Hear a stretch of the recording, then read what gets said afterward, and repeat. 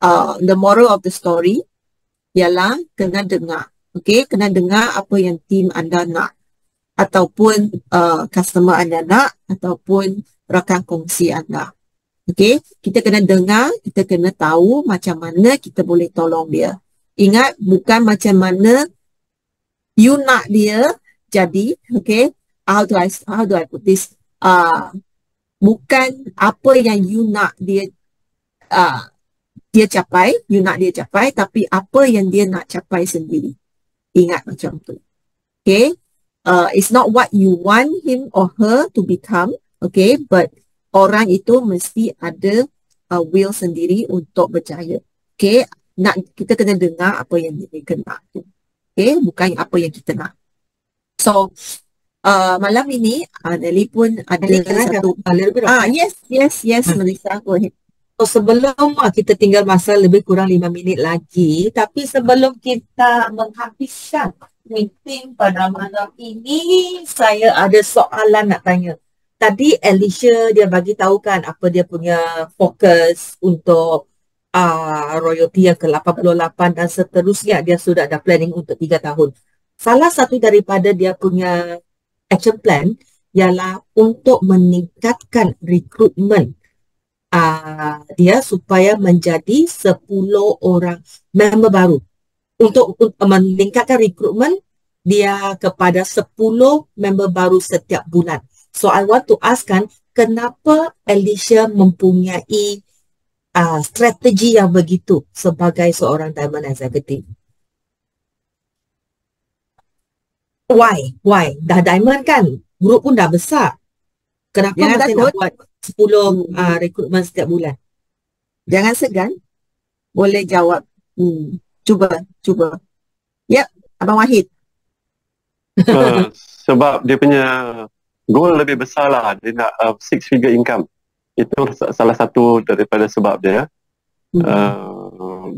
Itulah salah satu sebab lah. Sebab dia punya goal bukan macam sekarang ni. Dia nak besar lagi lah. So dia nak increase dia punya income 39, 49, 40 then up to sehingga 6 figure lah, 100,000 lah minimum. Itu salah apa yang satu Abang lah. Wahid bagi tahu tu betul. Because kalau kita buat kita recruit banyak member, GV kita tinggi, kita akan dapat income lebih banyak. Tapi selain daripada itu, apa lagi reason kenapa Alicia nak buat 10 recruitment setiap bulan? Dia ada banyak members yang dia boleh develop untuk jadi leader.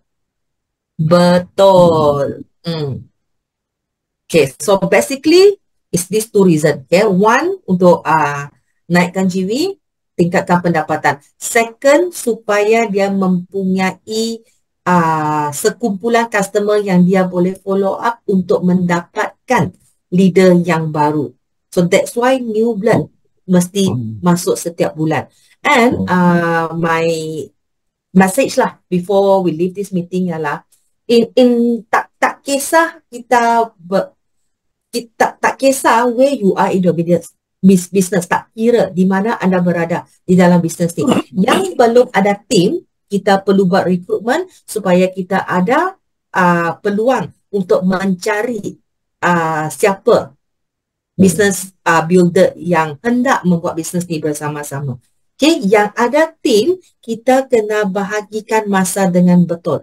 It is always 50% and 50%. Okay, the first 50% ialah untuk tidak berhenti secara konsisten mencari new blood ke dalam bisnes, iaitu recruitment. Okay, and the other 50% is for you to develop your team members. So, kita tak boleh macam, okay lah, royalty yang ke-88, I nak fokus jaga leader dulu. Nanti royalty yang ke-89, I fokus recruitment. Lepas tu, I fokus develop leaders. So, these two things is always goes together. Okay, you cannot pisahkan. Seorang isteri, seorang suami, dia mesti bersama-sama all the time. So, that is why apabila you go and develop your business builder, at the same time, jangan lupa buat recruitment. So, kalau kita fokus dengan build leader saja, kita tak ada recruitment, at one point of time, your business dia akan slow down ataupun dia akan stagnan. Tak ada orang yang baru. Sebab kita tak dapat mengharapkan orang yang sama untuk membawa you ke Ruby. Orang yang sama untuk membawa you ke Emerald Executive ataupun Diamond Executive. Kita sentiasa kena masukkan orang baru. Like for example, Rosti. Active Manager Lake dia berapa orang? 20 plus, more than 20. So, dia develop, semua orang fokus dengan buat recruitment, she has a very stable group. So, don't complicate things. Apa yang kita kena ajar, apa yang kita kena duplicate adalah untuk semua business builder merekrut dengan konsisten setiap bulan. Apabila mereka semua fokus kepada membuat GV mereka, the network sudah menjadi. There's no secret in doing that. So lepas I tahu macam mana nak recruit, I ajar dan my downline macam mana nak recruit. There you go, you have a network of recruiters, all the leader-leader yang power dalam merecruit, and that would actually increase your income as well. Okay, so we focus on the basic, buat recruitment. So just now kita pun nampak Nelly membuat celebration. So ramai lagi yang di sini I nampak ada opportunity. Why ada opportunity? Because you belum merekrut secara massively. You masih merekrut secara perlahan. You belum lagi menolak your capacity ataupun you start your engine to the fullest. Belum lagi.